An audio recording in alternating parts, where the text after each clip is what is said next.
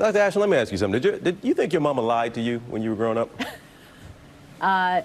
Maybe a little bit. Maybe a little bit. Would you believe that legendary comedian Joan Rivers lied to her daughter when she was coming up? This is not me saying it either, folks. Let me explain here. Yes, Joan Rivers lied to her daughter, Melissa. According to Melissa, and according to a new book that she's got out now, taking a trip down memory lane, the new book of family stories is called Lies. My Mother Told Me, Tall Tales from a Short Woman. Joining us now, producer, podcaster, author, and there she is. Melissa, come on now. Did you mean quite literally your mama? What did she lie to you about when you were coming up? Oh, well, what parent doesn't lie? My son believed I had eyes in the back of my head for years. What do parents lie about? Parents lie about everything. And my mother just liked to embellish, to make things interesting. And then I wrote this book and took it to a new level. I definitely embellished a lot of the stories, which was so much fun to write in her voice and my voice simultaneously. It was a big challenge, but also to be able to say things that I could never get away with saying as me, but can get away with saying in her voice. Now, to that point, how would your mom, how would she do in this area? I hate to even use the phrase, but it's thrown around so often. The idea of cancel culture, where a joke is not just a joke, or maybe even a joke you told 30 years ago is going to come back now and going to cost you opportunity now. How would your mother be able to navigate this current landscape? Well, I think there's two answers to that. One is I cannot stand when people bring things up from the past. And I'm not talking about the super offensive things. But I know I don't want to be responsible for what I said when I was 20.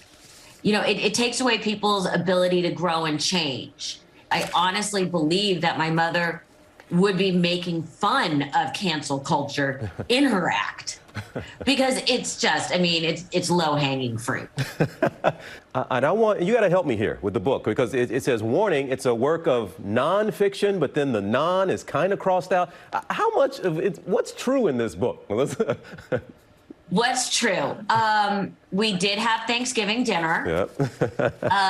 My mother loved going to theater. No, she did not meet the Pope there.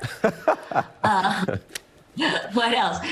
Basically everything. Yes, my mother worked in Vegas, and we knew Siegfried and Roy. No, I did not make them cry at a luncheon.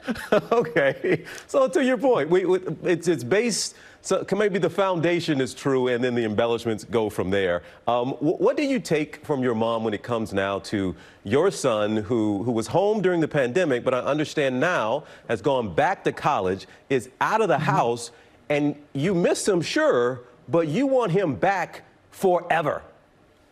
Oh, yeah. I would be, very happy. I've not shared the master plan with him, so I hope he's in class and not watching. Really do. My master plan is he could get married and have children and a wonderful life as long as they're still living with me. That sounds like a great plan. I see nothing wrong with that.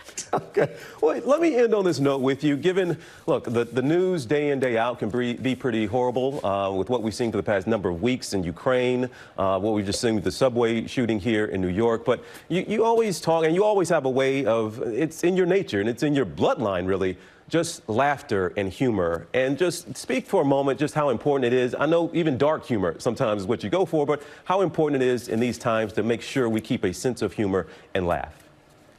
I was blessed with a family that managed to find humor in just about everything. And I'm not talking about in the moment, but quickly within the moment. And it's just, my mom used to say, making somebody laugh is giving them a mini vacation. So even if it's just for a second, my father had passed away, and 3 weeks later I was back at school, and I was living in a house with multiple people. We had an 11-bedroom house, and it was, these houses that college kids live in are horrible. And my mother went to move me in and walked in the door, looked at me and said, "Thank God your father's dead rather than to see you living like this." Oh, my goodness. Okay. You gotta laugh at it. You do. Melissa, it is always such a treat. Thank you so much for spending some time with us. And the book, we want everybody to know, Lies My Mother Told Me, is available everywhere that books are sold. Have a good weekend, Melissa. You too.